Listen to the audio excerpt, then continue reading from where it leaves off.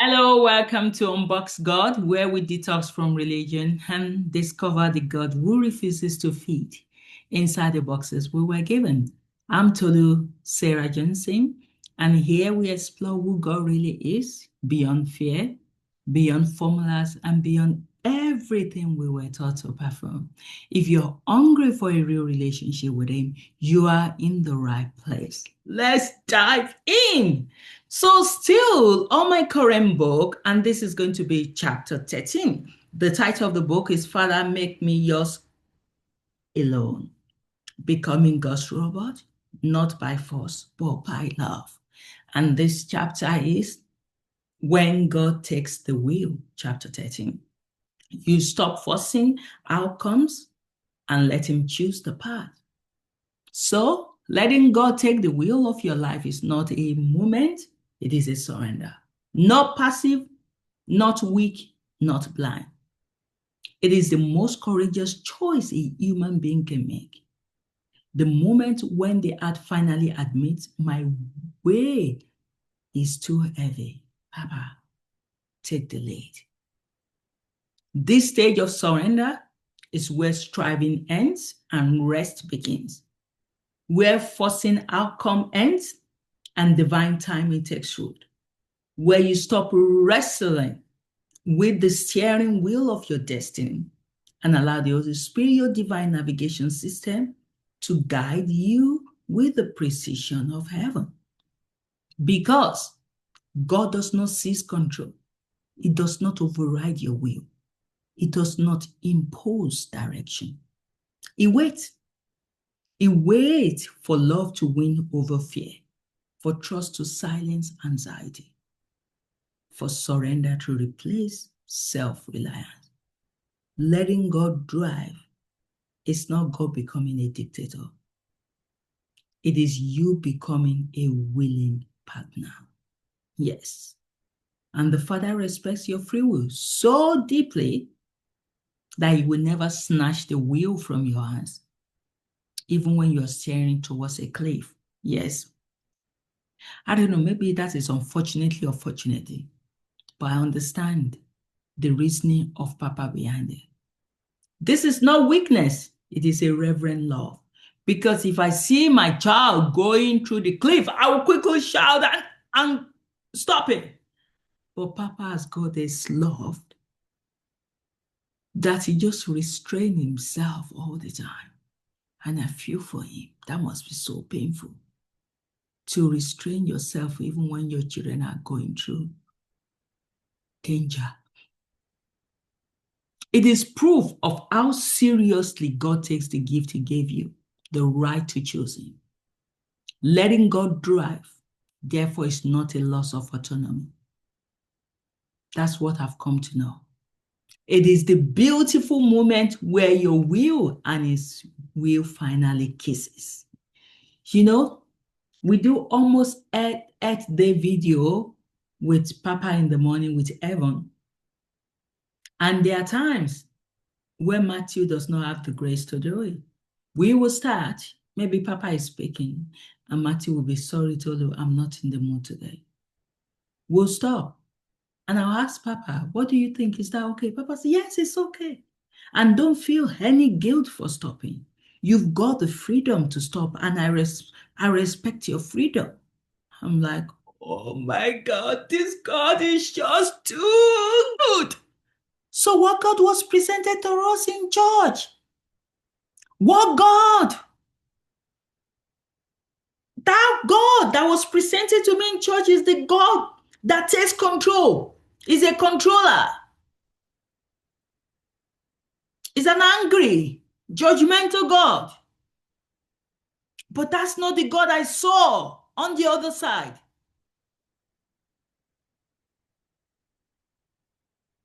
And I'll always be grateful that He sought me out. Because let's think of it. There's so many people on the heart. There's so many people well spoken than me. There's so many people more prettier than me. There's so many people better in a better position than me, but God chose me. And even though it chose me, it still waits for my surrender. It doesn't force me. So surrender is active collaboration, never passivity. You don't stop thinking, you stop overthinking. You don't stop acting, you stop acting alone. You don't stop planning, you stop pre-planning without it. The believer continues to act, to move, to decide, but the engine of direction shifts from self to spirit. And the humility of God himself becomes your example. He could control everything. He could dictate everything. He could override everything, but he doesn't. And you respect that in him. In heaven, the Father and Jesus themselves follow the guidance of the Holy Spirit. I've said that so many times. And God still honors, respect our free will even in heaven. Most believers never reach this level of surrenderance because they still operate with the mindset, I make my plan first, then I ask God to bless it later. This is not surrender. This is using God as assurance. Letting God take the wheel means this. Papa, write the plan. I will work it out. And that is the essence of holy partnership. Releasing expectation and trusting the navigator. Letting God take the wheel means that. It means you release not only control, but also your timeline, your logic, your assumptions, your definitions of success, and your expectations of how life should go. And this is where anxiety evaporates because you no longer spend your days trying to guess God's will. Instead, you begin sensing it. The Holy Spirit becomes your inner navigation system, not a distant voice, not a Sunday voice, not a devotional voice, a moment by moment guide. It speaks through your intuition, through peace, through restlessness, like we covered in the previous chapter. It directs your hours, your minute, your decision, your next 2 steps. You stop living by guesswork and start living by the spiritual instinct. So, when your strength falls, when your ideas collapse, your plans unravel, your control slips, you finally reach the place where you whisper, Papa, I cannot drive this life anymore. And heaven whispers back, my child, I've been waiting to lead you. Surrender is not weakness. It is the highest form of trust. Yes. So when you see a husband that willingly does whatever the wife says, it's not weakness, it's strength. So when you stop forcing outcomes and let God take the wheel, something supernatural happens. Your life begins aligning with the destiny God predetermined for you. Exactly, precisely, beautifully. Not one step ahead, not one step behind, not one detour wasted, not one season random.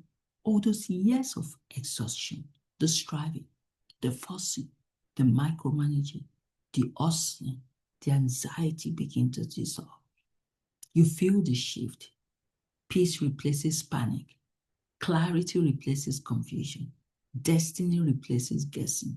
Flow replaces forcing. Joy replaces heaviness.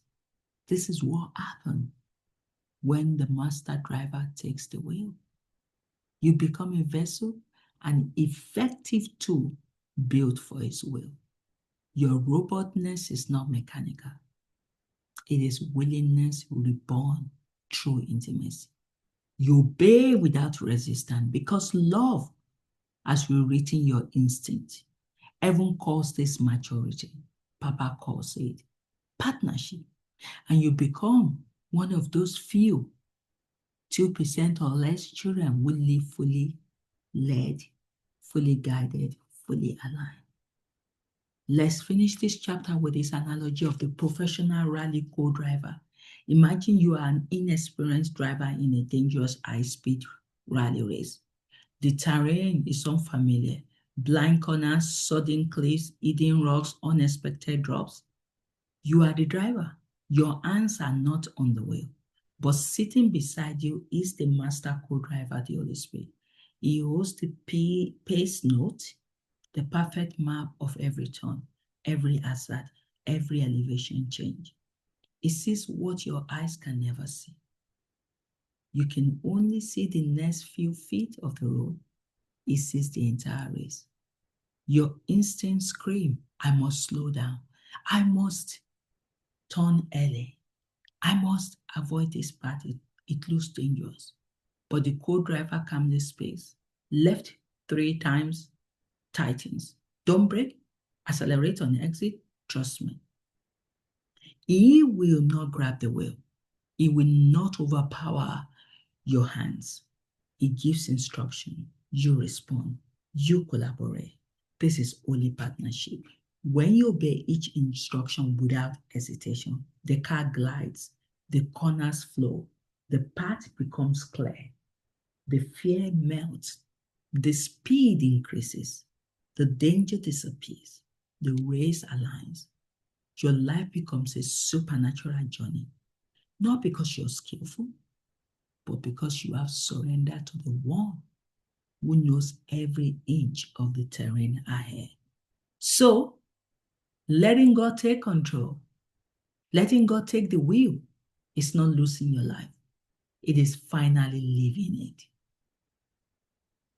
And I am a testimony of that. It is not giving up control. It is not giving control to someone far wiser, far kinder, far more loving, far more aware of the road ahead. It is not weakness. It is maturity. It is not recklessness. It is divine precision.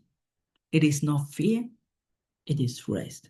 Because the safest place your destiny can be is in the hands of the one who designed it. Papa, take the wheel. I follow, I trust, I yield, I surrender, not by force, but by love. God bless.